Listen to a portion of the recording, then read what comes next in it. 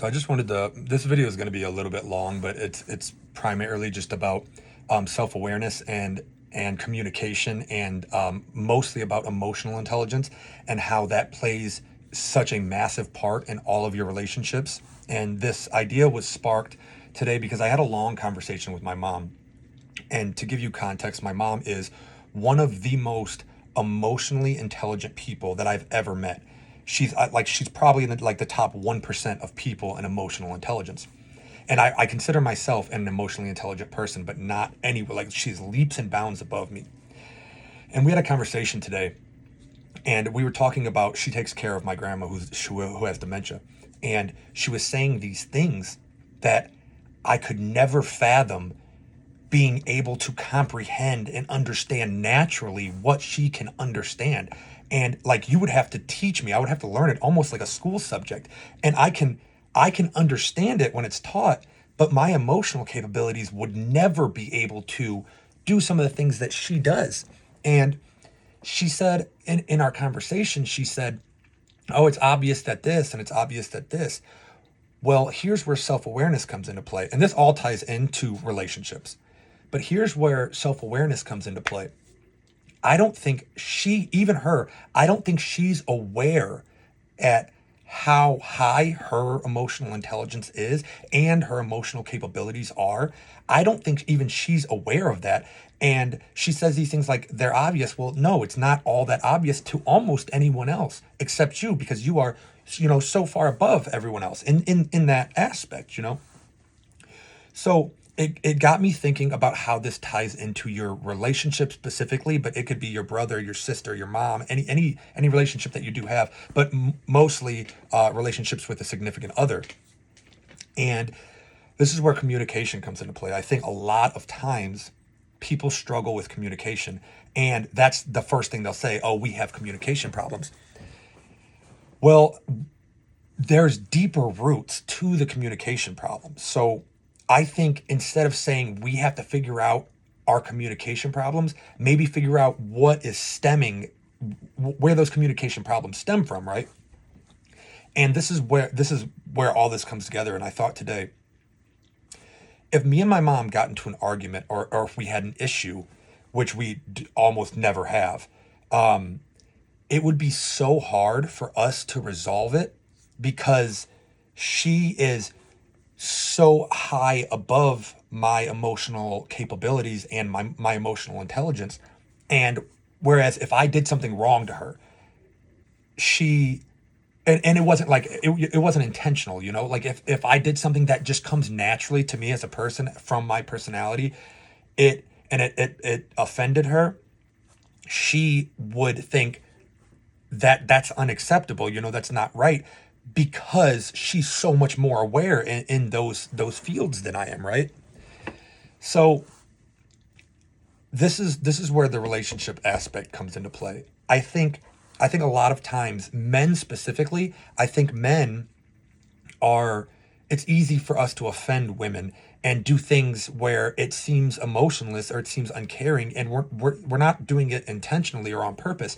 And I think we do those things, and then a woman would get mad, and it can work vice versa, but I'm just speaking from my own experience. I think we do those things and it's coming naturally for us, right? I'm not trying to offend you. And they have a higher level of emotion than us. They understand it better. They recognize it better. They're better at it. Like 9 times out of 10, they're better at it. And I'm doing these things and I'm not trying to offend you. And it does. And then we have to communicate why it offends you. And then it turns into, I have to change who I am or the integrity of myself to fit that, because it there's no, you have to, there's no other way to do it. But I think that if we could get, if we could attack the root of the problem, right? If you could say, if my girlfriend could say, hey, I know I'm more emotionally intelligent than you, I know I this comes easier to me, but, and I know it comes less easy to you, we need to get on a level, figure out a level here. So I'm down here, you're up here. We need to find something in between to where you don't have to go and change the person that you are and try to rework yourself, because this is ingrained in my, my head since I was little. So trying to change myself, it doesn't mean it's a bad thing. Like, changing yourself is good, but it's a hard thing because this is just who I am. So I can work at that, but that doesn't mean it's going to happen. I think if you could come to a level to where this person understands that, hey, I'm better at this. I'm better at emotions. Like, that's just what it is. And he's not better at emotions, or vice versa. She's not better at emotions. I'm better at this. So I need to understand that when he's doing this, it's because he truly isn't on my level. Basically, I'm fucking better at this. And instead of saying, I'm bothered by this, you have to change this, maybe understand that there is no wrong in this situation. Like, I mean, obviously, if he goes out and cheats on you, that's not what I'm saying. I'm just saying, if he does things that he's not recognizing, maybe work on changing it over time. But like, in the moment, in that year, in that 2 years or whatever, try to understand and collectively come to a level where it better suits both of you, to where he doesn't have to say, oh, like, he doesn't have to be like consciously trying to think all the time, because that's hard, especially for someone who just doesn't come too easily. And you're not always bothered by what he's doing wrong to you, or what he's doing to offend you or hurt you, basically.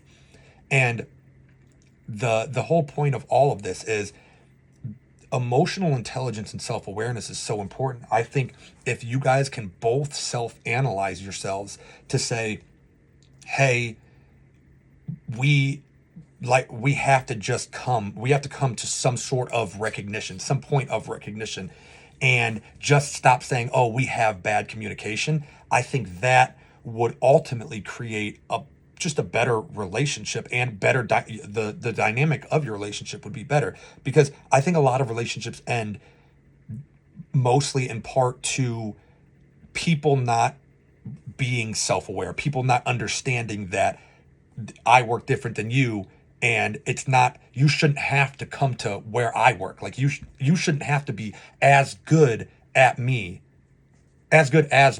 at everything, or specifically in this case, emotions. You shouldn't have to be as good as me, and I shouldn't have to dumb myself down, or I shouldn't have to be like, take less than I deserve to come down to your level. So overall, this just stemmed from this conversation. I think a lot of people lack awareness at how emotionally unintelligent or how emotionally intelligent they are. And it's very hard for you to sync with someone who doesn't have that same level of said emotional intelligence. And I think maybe that could help, some people in those ways, because I struggle with it immensely. Like, I have a lot of problems with that specific case, because I might be emotionally intelligent, but I don't have great emotional capabilities. And that's just, a thought that I had today that hopefully you guys could get some insight from.